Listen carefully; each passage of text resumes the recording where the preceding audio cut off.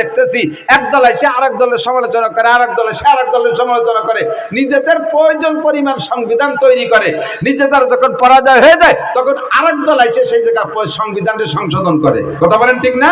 Awami League, BNP, জাতীয় party তিন দলের সংবিধানকে এখন ডক্টর ইউনূস সাহেব সংবিধান সংশোধন করা শুরু করছে। সংবিধান সংশোধন শুরু করতে যাইয়েই পয়লা মায়ের দেশে কোন জায়গা? আস্তাগফিরুল্লাহ। সর্বপ্রথম মায়ের দেশে কোরআনে কারিমের সংবিধানকে একেবারে কচু কাটা করে দিয়েছে। বলতে গেলে লম্বা হয়ে যায়। আল্লাহু আকবার। আজীব হবেন শুনে, সিদ্দিকা আয়েশা রাদিয়াল্লাহু তাআলা আনহা নবীর স্ত্রী। আমার নবী শেষকালে শুধু কি নবুয়াতি থেকে ইন্তেকাল করেছেন না রাষ্ট্রপ্রধানও ছিলেন? ছিলেন কি ছিলেন না? নবী রাষ্ট্রপ্রধান ছিলেন। তাহলে যদি কি বলে স্বামী রাজা হইলে যদি তার স্ত্রী রাজা হতে হয়, তাহলে আমার নবীর পরে আবু বকরেরও আগে প্রেসিডেন্ট হবে বা রাষ্ট্রপ্রধান হবে আয়েশা, ঠিক কি না?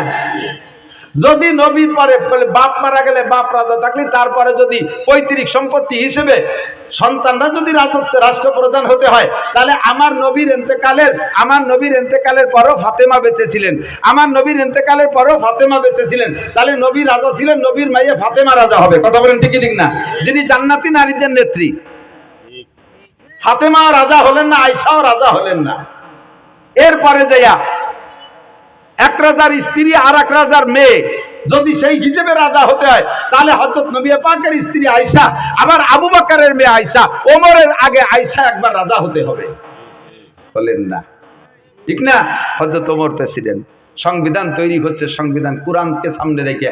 এরপরে কোরআনে যদি যেখানে খুঁজে পাচ্ছে না সেটা হাদিস খুঁজতেছেন। সাহাবায়ে মুহাদ্দিস সাহাবায়ে কিরামদেরকে নিয়ে বসে কোরআনের হাদিস দিয়ে সংবিধান গড়ার পরে যে জায়গা কম পড়ে যায় সেখানে ইজমাই সাহাবায়ে কিরামদের ঐক্যমত। সাহাবায়ে কিরাম বড়রা কি বলে?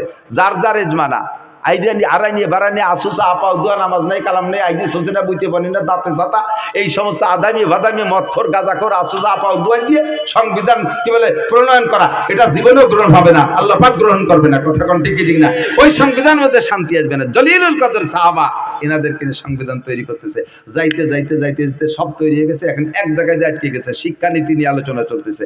শিক্ষানীতি, তো শিক্ষানীতির উপরে সাহাবায়ে কিরাম যে দলিল দিলেন, তাদের পুরুষদের শিক্ষানীতি সংক্রান্ত আলোচনা শেষ, মহিলাদের শিক্ষানীতির আলোচনা শুরু হয়েছে। এখন মহিলারা কতটুকু লেখাপড়া করবে না করবে, তাদের কি লেখাপড়া করা লাগবে কি লাগবে না, এই ব্যাপারে আলোচনা শুরু হয়েছে। এখন কোরআনে পাইল যে কুল হাল ইয়াস্তাবিল্লাযীনা ইয়ালামুনা ওয়াল্লাযীনা লা ইয়ালামুন, শিক্ষিত আর অশিক্ষিত সমান হতে পারে না। তাইতে নারী হোক আর পুরুষ হোক, শিক্ষিত অশিক্ষিত সমান হতে পারে না।